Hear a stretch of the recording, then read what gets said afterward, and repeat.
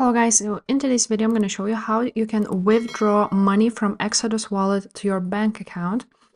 So first of all, you want to click on the third button at the bottom, which is this one. After that, you will have option to buy or sell. So you want to click on sell.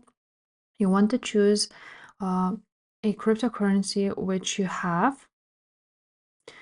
And for example, let's choose Bitcoin for now. Now you want to choose a currency, a fiat money, which you want to go ahead and have. So USD, euros, or British pounds.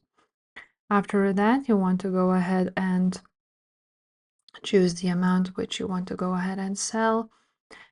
Then you will see how much you will receive. And as you can see, the bank transfer with MoonPay. Once you click on bank transfer, this is the only option which is available. And then you will be able to sell it, and then you will have it to your bank account. If this video was helpful, make sure to subscribe, and I will see you next time. Bye.